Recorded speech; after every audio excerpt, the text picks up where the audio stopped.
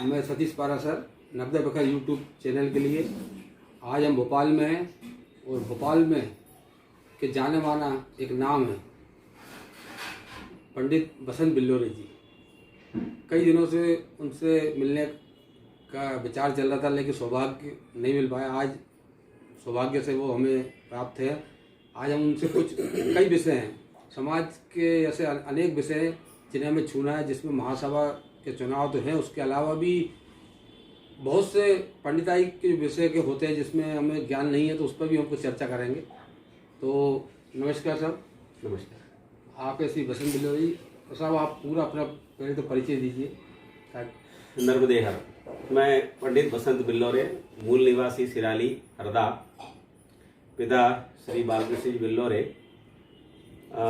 वैसे एजुकेशन के मामले में तो मैं पोस्ट ग्रेजुएट हूँ, लेकिन ईश्वर की इच्छा से इस कर्मकांड के क्षेत्र में आ गया और उन्हीं के आशीर्वाद से, पितरों के आशीर्वाद से इस क्षेत्र में सफल भी हुआ। पिताजी की भी इच्छा थी कि मैं इस क्षेत्र में आऊं और उनका भी आशीर्वाद मेरे साथ में है। आज 20 साल से भोपाल में हूं और कर्मकांड ज्योतिष के क्षेत्र में अपना कार्य कर रहा हूं और इसी से अपना जीवन यापन भी कर रहा हूँ। ये भी एक बहुत बड़ी बात है कि मतलब आजकल क्या है कि नए बच्चे को आना चाहिए। हमारे मतलब अपने समाज के जो शुक्ल होते, पंडित होते बहुत कम हो गए और दूसरे समाज के लोग अपने रीति रिवाज इतने अच्छे से फॉलो नहीं कर पाते, तो नए बच्चों को आना चाहिए। इन्हें क्या सजेशन देंगे आप उन्हें? देखिए, इसमें 2-3 बातें कही जाती हैं। एक तो नई पीढ़ी इस क्षेत्र में आने से क्यों कतराती है। पहले हमारे कहावत थी कि शुक्र के छोरा का तो समाज पाल ले वो, मगर वो उस समय किसी थी जब सामान्य वर्ग भी था या तो खेती बाड़ी पे जीवित था या उनका मूल जो धंधा पानी था वो खेती बाड़ी था। लेकिन आज हर व्यक्ति नहीं कहेंगे तो अधिकतम व्यक्ति जो है वो नौकरी पेशा है, तो वो जितना कमाता है अपने परिवार में खर्च कर पाता है। इसलिए ब्राह्मण को दक्षिणा देने में भी उसमें कंजूसी उतरता है और जब ब्राह्मण को दक्षिणा नहीं मिलेगी तो नई पीढ़ी इस क्षेत्र में क्यों आएगी। दूसरी बात, हमारे जो बुजुर्ग जो हो चुके, जो स्वर्गवासी भी हो गए, उन्होंने भी एक बहुत बड़ी गलती की, अपना उत्तराधिकारी तैयार नहीं किया। हालांकि ये इसके लिए प्रयासरत हूँ, मैंने 1-2 लोगों को तैयार किया भी है और आगे भी प्रयास जारी है कि ये विद्या जो मैंने सीखी है अपने गुरुजी से, अपने बड़ों से, इसको मैं अपने साथ में लेकर के नहीं जाऊं, यहाँ अपने बांट के जाऊं। और इसके लिए प्रयास जारी है। और नई पीढ़ी को अभी जो कर रही है कार्य, पांडित्य कर्म में जो नई पीढ़ी है उसमें बहुत कम ऐसे हैं जो पूर्णतः पठित हैं। वो या तो अपने देखा देखी आ गए और कि इनको कुछ मिल रहा है, बहुत पैसा मिल रहा है, उस पैसे की चकाचौंध देख करके आ गए, या उनके परिवार में कोई उनके बड़े बुजुर्ग जो कर रहे थे उसको देख के उसी को आगे फॉलो करते रहे, उन्हीं की जो बोया हुआ उसी को काट रहे हैं। लेकिन स्वयं उस पर कोई कार्य नहीं करते, इसलिए वो उतने सफल नहीं हो पा रहे जो होना चाहिए। जब जिस लाइन में आप सब आने आए हो तो उसका पूरा ज्ञान होना जरूरी है और ज्ञान लेना चाहिए। अगर आप उसमें हो तो ज्ञान लो तो उसमें ज्यादा सफलता मिलेगी। मेरे लिए पहली शर्त यही थी कि यदि आप इस क्षेत्र में आ रहे हो तो पूरी तरह पारंगत हो तो ही आना, अन्यथा केवल कथा वाले पंडित नहीं बनना है। तो पंडित जी, एक तो इस समय समस्या शादियों में आती है कि पत्रिका मिलान। क्या पत्रिका मिलान इतना जरूरी है, और अगर है तो कितना जरूरी है? और इसके आड़ में कई बार क्या होता है कि मतलब अच्छे बड़े संबंध होते होते रुक जाते हैं, तो इसका क्या कोई हल हो सकता है? ये एक बहुत गंभीर विषय है और इस पर जितनी चर्चा की जाए उतनी कम होगी। पहली बात तो यदि पत्रिका है, कुंडली है और उसको मिलाना आवश्यक समझते हैं तो मिलाइए और उसको मानिए। और एक मेरा अनुभव ये भी कह रहा है कि किसी भी विद्वान ज्योतिषी से ही मिलवाइए। हालांकि कोई भी अपने आप को कम नहीं मानता जिससे भी बोलेंगे वो कहेगा हाँ मैं मिला दूंगा, और मिला भी देते हैं। लेकिन वास्तव में क्या वो पांडित्य कर्म में या उस ज्योतिष कर्म में वो निपुण है? क्योंकि पिछले कुछ दिनों में लेटेस्ट एक उदाहरण है, तो वहां पर यह हुआ था कि पत्रिका मिला तो दी, लेकिन वो जो शादी का मुहूर्त था जो निकालने वाले थे उन्होंने नहीं निकाल पाया। निकाला तो बहुत गलत था, लेकिन हमने फिर किसी तरह उसमें सुधार करके वो कुछ करके वो शादी संपन्न करवाई। वो शादी संपन्न हो गई। तो गलत मुहूर्त में होती तो नुकसान हो जाता। गलत मुहूर्त मतलब शादी का मुहूर्त तो था, लेकिन लड़की के नाम से वो शादी नहीं निकल रही थी। तो फिर भी किसी तरह, चूंकि अब बहुत कम समय बचा तभी हमारे नॉलेज में आई वो बात, तो हमने फिर उसको किसी तरह उसका पूजा वूजा करके और उनका कुछ निवारण किया और शादी हुई। जो नुकसान होना था, जैसा हुआ था, वो हो गया। तो इसीलिए कहते हैं कि यदि कुंडली मिलाना हो तो किसी विद्वान से मिलवाइएगा। दूसरी बात, यदि नहीं मिलाना है तो कुंडली को देखो ही मत, उसको वैसे भी जैसे पहले प्रीति संबंध आज भी होते हैं, प्रीति संबंध होते थे, ऐसे ही कीजिए। कुंडली में कई विषय होते हैं मिलाने के। एक होता है मंगल, जो बहुत ज्यादा प्रचलित है, और लोगों ने मंगल को हवा बना रखा। हर व्यक्ति कहता है ये पत्रिका मांग ली, ये पत्रिका। केवल ये देख लिया कि कुंडली में 1, 4, 7, 8, 12 भाव में यदि मंगल है तो पत्रिका मांगलिक है, ये मोटा सिद्धांत है। लेकिन वास्तव में क्या वो मांगलिक दोष उसमें है, ये देखना एक विद्वान का काम है। वो हर कोई व्यक्ति नहीं दे सकता। उसमें बहुत सारे ऐसे कारण हैं जिसमें हम लोग कहते हैं कि नहीं, पत्रिका मांगलिक नहीं है, या इसमें मांगलिक दोष नहीं है। ऐसे बहुत सारे हैं, मैं उसको संक्षिप्त में नहीं बता सकता, उसके लिए विस्तृत होना। दूसरी बात ये भी होती है कि केवल मांगलिक दोष या गुण मिला लेने से ही पत्रिका नहीं मिल जाती। अच्छा, उसमें बहुत सारी चीज देखी जाती है। खास तौर पे पंचम भाव, यदि कोई ज्योतिष जानते हो तो मैं उनको ये सलाह देना चाहता हूँ कि कम से कम उसका पंचम भाव जरूर देखे, जो संतान भाव होता है। आगे परिवार की वृद्धि के लिए उस भाव का निरीक्षण करना परम आवश्यक है। केवल कुंडली के मिलाने से कुछ नहीं होगा। एक विषय और आता है कि आजकल ये बहुत ज्यादा विषय है कि मतलब अधिकांश लोग व्यस्त हैं, समय अभाव है, तो ये सुदक का जो 10 दिन का सुदक होता है, इस पर भी बहुत मांग उठती है कि भाई इसको कम कर दिया जाए, क्योंकि अधिकांश जगह 3 दिन का मानते हैं, लेकिन अपन लोग आज भी 10 का मानते हैं। तो इसमें शास्त्र क्या कहता है, ये आप क्या सलाह देंगे इस बारे में? हाँ, ये भी हमेशा एक विवादित विषय रहा है, सूतक कितने दिन का पालना चाहिए। हमारे यहाँ यदि किसी परिजन की मृत्यु होती है तो उन 10 दिनों के भीतर हम पुराण सुनते हैं, गरुड़ पुराण सुनते हैं, और गरुड़ पुराण में ही 13वें अध्याय को यदि ध्यान से पढ़ा जाए या सुना जाए तो उसमें ये सारे जो विवाद का विषय जो है ये खत्म हो जाएगा। अच्छा, उसमें स्पष्ट लिखा हुआ है, ब्राह्मण 10 दिन में, क्षत्रिय 12 दिन में, वैश्य 15 दिन में, और शूद्र 1 महीने में सूतक से निवृत्त होता है। कई बातें कर करके आखिरी में कंक्लूजन, एक उपसंहार के रूप में ये कहा गया है कि सभी वर्णों की 12वें दिन में ही 10 दिन में ही शुद्धि होती है। अच्छा, सभी वर्णों की कलयुग में 10 दिन में ही शुद्धि बताई गई है, क्योंकि समय के अभाव है, समय की कमी है और भावना की कमी भी है, इसलिए एक उपसंहार बता दिया गया। ये विषय बार बार नामदी ब्राह्मण समाज में उठता है। मैं जो प्रश्न करने वाले हैं मैं उनसे भी पूछता हूँ, वो जो कहते हैं कि 3 दिन का सूतक पाल लिया जाए, मैं उनसे प्रश्न पूछता हूँ कि आप हृदय पे हाथ रख के बता दिए कि आज की तारीख में कितने लोग 10 दिन सूतक पालते हैं। हम ये भी जानते हैं कि बड़े बड़े शहरों में 2 कमरे के आदमी, फ्लैट में एक आदमी रह रहा है, यदि उसको लैट्रिन बाथरूम भी जाना होगा तो किचन में सी होके जाना पड़ता। कई बार ऐसी स्थिति भी होती है, है ही नहीं, क्योंकि वो फ्लैट में जगह ही ऐसी बनाई गई कि आपको वहीं से जाना है। तो क्या आप संभव है कि हर चीज को नहीं छुओगे? फिर फ्लैट की संस्कृति ऐसी है कि बाजू वाले घर में कौन आ रहा है हमको पता ही नहीं, तो क्या हम उसको बार बार बुला करके अपने घर से सामान निकलवाएंगे और उसको फुर्सत है वो आके निकाल देगा? नहीं करता। और चलो समाज ने पारित कर दिया कि आप 3 दिन का सूतक पाल लीजिए, तो क्या 3 दिन बाद भी आप, जैसे पहले हमारे यहाँ 10 दिन का सूतक के बाद में पूरे घर की शुद्धि होती थी, सारे बर्तन बनते थे, सारे कपड़े धुलते थे, क्या आज धुलते? क्या सारे बर्तन आज बनते? क्या सारे घर की पुताई होती? नहीं होती। क्या करते हैं? नर्मदा जल मिलाते हैं, अपवित्र पवित्रो व सर्वावस्था गदो विवाह करके और पूरे घर में शुद्धि कर दी, बोली हो गया, नर्मदा जल छिड़क दिया और शुद्धि हो गई। तो मेरा हाथ जोड़ के मेरा सबसे निवेदन है, इस विषय को बार बार न उठाएं। जिसको जो करना हो वो करे, लेकिन चिल्ला चिल्ला की मत बोलिए, क्योंकि हम बड़े गर्व से कहते हैं कि आदि शंकराचार्य के गुरु नामदी ब्राह्मण थे। अपने आप को हम बहुत सर्वश्रेष्ठ मानते हैं, कॉलर उठा के बात करते हैं कि हम आदि शंकराचार्य के गुरु के परिवार से हैं, और हम ही ऐसी बात करेंगे कि 3 दिन का सूतक, तो दूसरे ब्राह्मण हमारे ऊपर हंसते हैं। बिल्कुल सही बात है, ब्राह्मण। इसलिए इस विषय को हाथ जोड़ के निवेदन है, माइक पे तो बिल्कुल भी मत बोलिए। ऐसी चर्चा जो मेरे साथ हो रही है ऐसे भली कर लो, कम से कम कमरे के बीच में चर्चा रहेगी, बाहर नहीं जाएगी। सही, बहुत बढ़िया। अगला विषय है जो बहुत ही ज्यादा जटिल विषय, मतलब इस पे मतलब बहुत विवाद, और ये होना, इसका कोई अंत होना भी जरूरी, क्योंकि ये समस्या बहुत बड़ी समस्या है, समाज नहीं तो खत्म हो जाएगा। एक अंतर जाति विवाह वाला, आजकल जिसको देखो उसके बच्चे अंतर जाति विवाह कर रहे हैं। एक मतलब चलन बन गया। पहले तो लोग डरते थे समाज से, आज तो बिल्कुल एक आम बात हो गई, क्योंकि 10 में से 9 के घर ये हो रहा था, अब डर खत्म हो गया। तो ये आखिर हमको कहाँ लेके जाएगा, आगे हमारा समाज कहाँ तक रहे, इसका कुछ है तोड़, कुछ इसके बारे में कुछ जान कह सकते हैं? अंतर्जातीय विवाह वास्तव में एक बहुत बड़ी समस्या है और इसको रोकना हमारे बस में तो नहीं है। कम से कम बड़े लोग जो पेरेंट्स हैं, जो हाँ। माता पिता हैं, ये नहीं रोक सकते इसको। क्योंकि जब भी कहीं किसी के यहाँ अंतर्जातीय विवाह होता है तो माता पिता ये कहते हैं भैया क्या करेगा, बच्चों की इच्छा के आगे हम लोग हार गए, हाँ। लाचार हैं, उनकी खुशी देखनी पड़ती है। तो मेरा इस मामले में युवाओं से एक आह्वान है और युवाओं से आह्वान में उनको एक उदाहरण के द्वारा समझाता हूँ।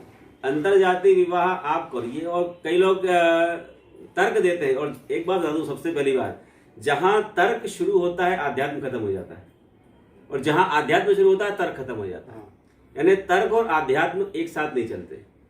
तो मैं यहां आपको बता दूं कि अंतर्जातीय विवाह जहां भी हुआ है संस्कृति पे बहुत गहरा असर पड़ा है। एक उदाहरण के रूप में समझाता हूं। 4 गिलास लीजिए, ट्रांसपेरेंट गिलास लीजिए, एक में शुद्ध साफ जल है, एक में हल्का, एक में लाल पानी है, एक में पीला पानी है और एक में काला पानी है। अब यदि मैं साफ शुद्ध जल जो है उसमें और थोड़ा शुद्ध जल मिला दूंगा तो उसमें कोई फर्क नहीं पड़ना है, वो ऐसा वैसे ही रहेगा। पर उस साफ सुथरे जल में यदि मैंने लाल पानी मिला दिया तो वो लाल नहीं होगा, हल्का गुलाबी हो जाएगा। यदि साफ पानी में पीला पानी मिला दिया तो हल्का पीला हो जाएगा, पूरा पीला नहीं होगा। पर यदि मैंने काला पानी मिला दिया तो चाहे एक बूंद मिला दूंगा वो पूरा पानी काला हो जाएगा। ये 4 जो मैंने बताए हैं ब्राह्मण, क्षत्रिय, वैश्य, शूद्र है।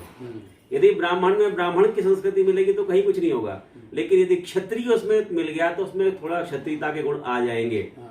यदि वैश्य के कुछ गुण मिले तो उसमें वैश्य के कुछ गुण आ जाएंगे, लेकिन यदि शूद्र का यदि उसमें सम्मिलित हो गया तो वो पूरी की पूरी संस्कृति शूद्र हो जाएगी। ये बहुत ही खतरनाक है और ये हमारी संस्कृति के लिए बहुत खतरनाक। और ये एक वर्ण व्यवस्था जो बनाई गई है, ये कई लोग तर्क देते हैं। वो एक पिक्चर भी आई थी आमिर खान वाली, पीके, उसमें कहा था कि जन्म से कोई बच्चा ठप्पा लगा के पैदा नहीं हुआ कि ब्राह्मण, क्षत्रिय, वैश्य, शूद्र है। लेकिन मैं ये कहता हूँ कि ये ठप्पा तो भगवान ने पहले लगा दिया कि तुम ब्राह्मण के घर में पैदा हुए हो या किसी शूद्र के घर में पैदा हुए। ये ठप्पा तुमको देख भी नहीं सकते। ये वहां से लग गया है। आपके कर्म बताते हैं कि आप किस घर में पैदा हुए हो, किस संस्कृति में पैदा हुए हो। आपके जो पिछले जन्म के कर्म है यही आपको आपका वर्ण निश्चित करते हैं। तो युवाओं से मेरा एक आह्वान है, हाथ जोड़ के करबद्ध निवेदन है, हमारी संस्कृति को पहचानिए और इसको बचाने की जिम्मेदारी आप लोगों के ऊपर है। जैसे समाज में जो चल रहा चर्चा का विषय है महासभा चुनाव, तो महासभा अध्यक्ष कैसा होना चाहिए, उसमें क्या विशेषता है, मतलब किस तरह का अध्यक्ष आप चाहते हो? क्योंकि आप तो समाज में लगभग सभी से जुड़े हो, सभी तरफ जाते आते हो, तो आपको क्या लगता है कैसे समाज का अध्यक्ष होना चाहिए? महासभा अध्यक्ष ये भी एक ऐसा विषय है जिसके ऊपर विचार व्यक्त करना मेरे तो बहुत उचित समझता ही नहीं हूँ। मेरा व्यक्तिगत विचार मैं किसी पर थोप दे रहा हूँ, ना किसी की कोई विचारधारा का समर्थन करता हूँ। यदि मेरे हिसाब से देखा जाए तो हमारा नामदेव ब्राह्मण सभा, अखिल भारतीय नामदेव महासभा का अध्यक्ष केवल एक शोभा की सुपारी है, इसके अलावा कुछ नहीं। हालांकि इस बात पे बहुत विवाद होंगे मेरे, क्योंकि मैं देखने जा रहा हूँ हमारे यहाँ अध्यक्ष को एक भी अधिकार नहीं, कोई अधिकार नहीं है। अधिकार से मतलब मैं एक उदाहरण दूं, यहाँ पर भी TN शेषन के पहले चुनाव आयोग को क्या होता कोई जानता ही नहीं था। ये बात भी सही। मुख्य चुनाव आयोग के क्या क्या अधिकार है किसी को मालूम ही नहीं था। TN शेषन आए और उन्होंने पूरे भारत को और पूरे सरकार को बता दिया कि चुनाव आयुक्त क्या होता है, चुनाव आयोग क्या होता है। मैं चाहता हूं कि महासभा अध्यक्ष TN शेषन के जैसा हो। बिल्कुल सही, बहुत बढ़िया। उसके पास इतने अधिकार होना चाहिए कि वो चाहे जिस इकाई में अपने संवैधानिक अधिकारों का प्रयोग कर सके। अभी हमारे संविधान में केवल यही बना हुआ है कि कौन कितने समय तक रहेगा और क्या होगा, बस। इसके अलावा कुछ है नहीं। बोलते हैं संविधान पढ़ लो, संविधान पढ़ लो, उसमें इसके अलावा कोई बातें नहीं दिखती। मुझे देख लिया अब संविधान में कुछ भी नहीं दिखता मुझे तो।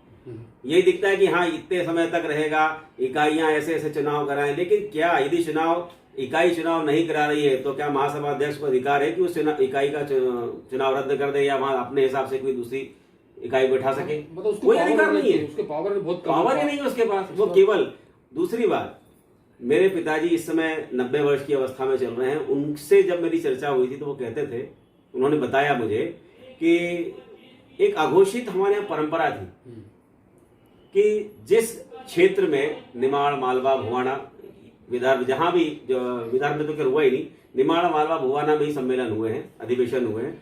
तो जहां अधिवेशन होता था वहां का अध्यक्ष नहीं होता था, अध्यक्ष दूसरी जगह से चुनते थे और वो सर्वसम्मति से चुनते थे। और ऐसा व्यक्ति जो उस क्षेत्र का, जहां का अध्यक्ष बन रहा है, वो उस क्षेत्र का सर्वमान्य या प्रतिष्ठित व्यक्ति, और उसको वहां अध्यक्ष बनाया जाता था। और इसलिए कि सब लोग उसका सम्मान करें और उसकी बात माने, इसलिए ऐसे व्यक्ति को चुनते थे। वर्तमान में बुरा मत मानिएगा, ये बड़ा कटु सत्य है, पिछले 2-3 बार से, बल्कि 4 ही बार कह लूं, ज्यादा बुरा बार नहीं है, नाम नहीं बताता, सब जानते हैं, हमारा महासभा अध्यक्ष केवल स्वार्थ की एक पद बन गया है, जिसको हम अपनी राजनीति, रोटी सेकने के लिए उसका उपयोग कर रहे हैं, जो अध्यक्ष वहां बनते हैं। अब उसको न तो समाज को तो कोई फायदा हुआ नहीं हो, यहाँ तक कि खुद को भी कोई फायदा नहीं हो पाया जो महासभा अध्यक्ष बने। ये बहुत बड़ी बात। अरे तुम खुद का ही कुछ कर लेते, खुद का भी कुछ नहीं हुआ और समाज का तो इतना सा भला नहीं कर पाए।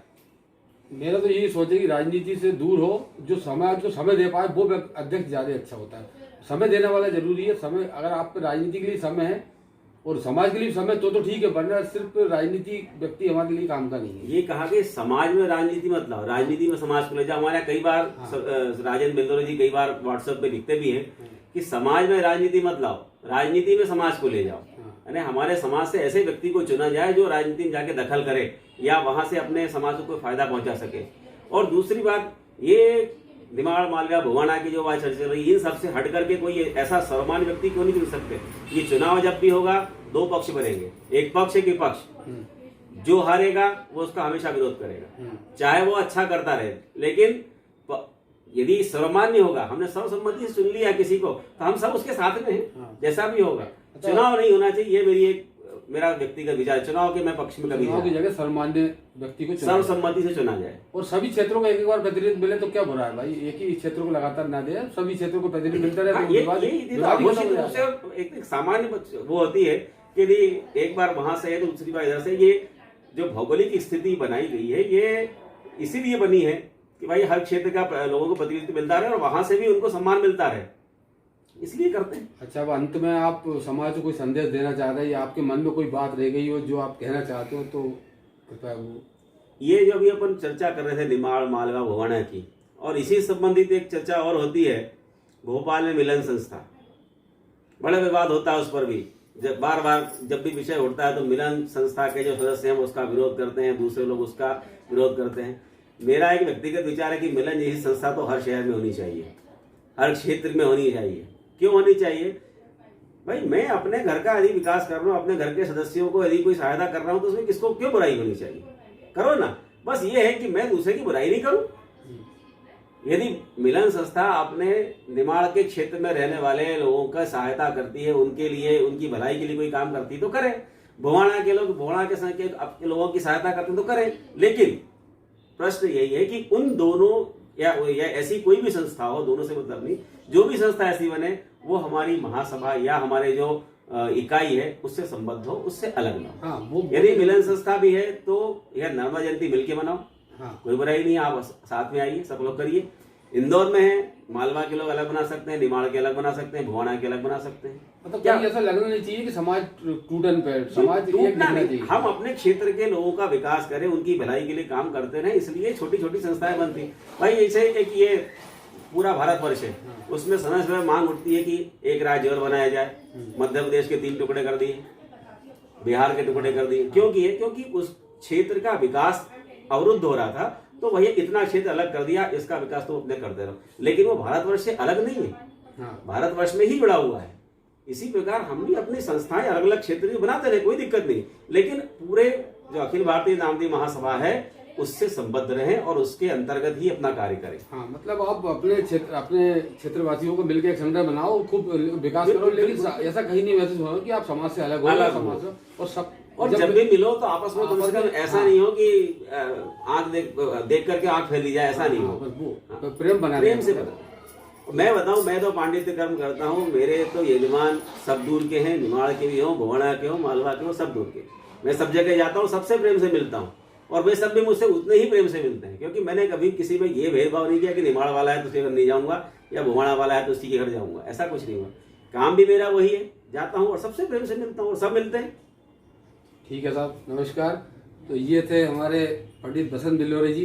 प्रश्न तो अनेक हैं, उनसे घंटों चर्चा की जा सकती है और वो सभी विषय पे विभाग टिप्पणी देते हैं, लेकिन समय अभाव कारण अब मिलते हैं अगले वीडियो में किसी और शख्सियत से। तब तक के लिए नमस्कार।